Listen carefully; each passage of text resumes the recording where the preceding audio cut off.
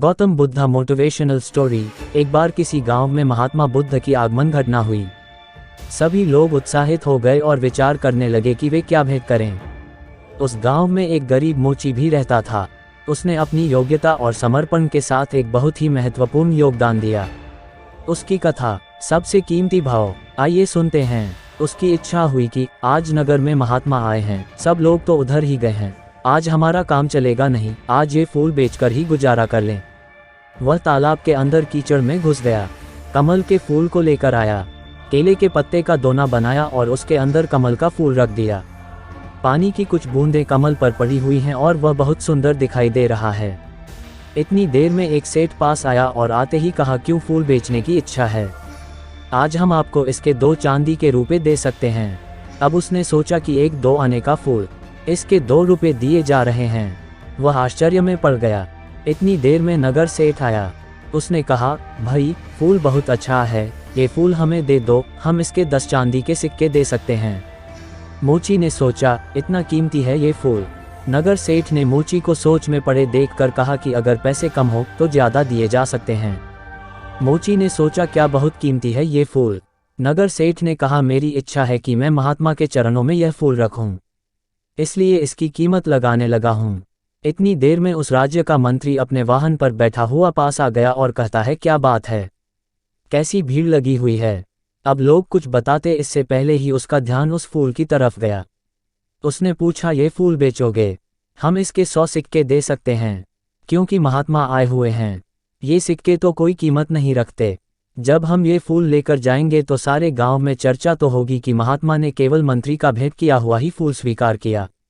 हमारी बहुत ज़्यादा चर्चा होगी, इसलिए हमारी इच्छा है कि यह फूल हम भेंट करें। और कहते हैं कि थोड़ी देर के बाद राजा ने भीड़ को देखा। देखने के बाद वजीर से पूछा कि बात क्या है। वजीर ने बताया कि फूल का सौदा चल रहा है। राजा ने देखते ही कहा, इसको हमारी तरफ से 1000 चांदी के सिक्के भेंट करना, ये फूल हम लेना चाहते हैं। गरीब मोची ने कहा, लोगे तो तभी जब हम बेचेंगे, हम बेचना ही नहीं चाहते। अब राजा कहता है कि बेचोगे क्यों नहीं? उसने कहा कि जब महात्मा के चरणों में सब कुछ न कुछ भेंट करने के लिए पहुंच रहे हैं, तो यही फूल इस गरीब की तरफ से आज उनके चरणों में भेंट होगा। राजा बोला, देख लो, 1000 चांदी के सिक्कों से तुम्हारी पीढ़ियां तर सकती हैं। गरीब मोची ने कहा, मैंने तो आज तक राजाओं की संपत्ति से किसी को तरते नहीं देखा, लेकिन महान पुरुषों के आशीर्वाद से तो लोगों को जरूर तरते देखा है। राजा मुस्कुराया और कह उठा, तेरी बात में दम है, तेरी मर्जी, तू ही भेंट कर लें। अब राजा तो उस उद्यान में चला गया जहां महात्मा ठहरे हुए थे, और बहुत जल्दी चर्चा महात्मा के कानों तक भी पहुंच गई कि आज कोई आदमी फूल लेकर आ रहा है, जिसकी कीमत बहुत लगी है। वह गरीब आदमी है, इसलिए फूल बेचने निकला था कि उसका गुजारा होता। जैसे ही वह गरीब मोची फूल लेकर पहुंचा तो शिष्यों ने महात्मा से कहा कि वह व्यक्ति आ गया है। लोग एकदम सामने से हट गए। महात्मा ने उसकी तरफ देखा। मोची फूल लेकर जैसे पहुंचा तो उसकी आंखों में से आंसू बरसने लगे। कुछ बूंदें तो पानी की कमल पर पहले से ही थी, कुछ उसके आंसुओं के रूप में ठिठक गई कमल पर। रोते हुए इसने कहा, सब ने बहुत बहुत कीमती चीजें आपके चरणों में भेंट की होंगी, लेकिन इस गरीब के पास ये कमल का फूल और जन्म जन्मांतरों के पाप जो मैंने किए हैं, उनके आंसू आंखों में भरे पड़े हैं। उनको आज आपके चरणों में चढ़ाने आया हूँ। मेरा ये फूल और मेरे आंसू भी स्वीकार करो। महात्मा के चरणों में फूल रख दिया। गरीब मोची घुटनों के बल बैठ गया।